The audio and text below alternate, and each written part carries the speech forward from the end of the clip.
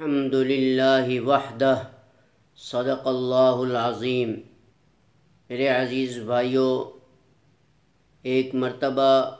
حضرت فاروق اعظم رضی اللہ تعالی عنہ صحابہ کرام رضوان اللہ تعالی علیہم اجمعین کے سامنے کچھ انمول نصیحتیں بیان کر رہے تھے اور فرما رہے تھے کہ اے میرے نبی پاک صلی اللہ علیہ وسلم کی امت کے لوگوں، موت اور قبر یہ دو چیزیں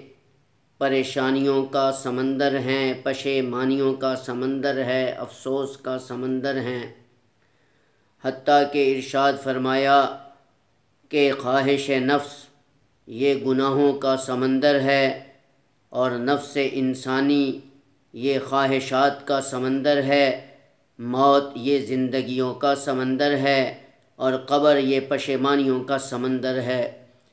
جب یہ بات فاروق اعظم رضی اللہ تعالی عنہ نے لوگوں سے کہی تو فوراً آنکھوں میں آنسو آ گئے۔ ایک مرتبہ ان کے بیٹے حضرت عبداللہ ابن عمر رضی اللہ تعالی عنہ فرماتے ہیں، یہ بات جب حضرت فاروق اعظم رضی اللہ تعالی عنہ نے لوگوں سے ارشاد فرمائی تو جب نماز پڑھانے کا وقت آیا، مصلی پر کھڑے ہوئے تلاوت کی تو میں تیسری صف سے بھی پیچھے کھڑا تھا، چوتھی صف میں کھڑا تھا۔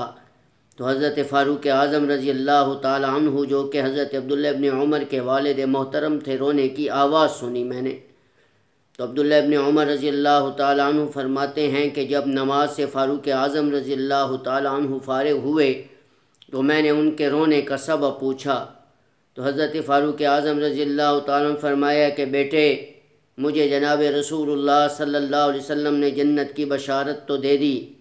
اور ایک وقت آئے گا میں اسی دین کی اشاعت کے لیے کلمے کی محبت، نبی کے عشق میں اس دنیا کو بھی چھوڑ کر چلا جاؤں گا۔ اللہ مجھے شہادت کا مقام عطا فرمائیں گے ضرور، لیکن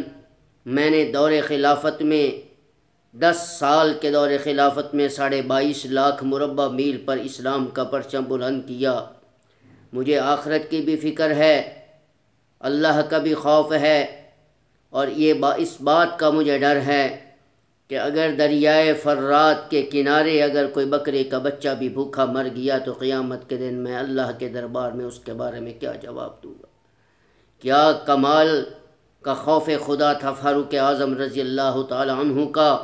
ایسا خوف خدا اللہ اگر ہمارے دلوں کو عطا فرما دے، خدا کی قسم صغیرہ گناہوں سے بھی بچ جائیں گے اور کبیرہ گناہوں سے بھی بچ جائیں گے۔ السلام علیکم ورحمۃ اللہ وبرکاتہ۔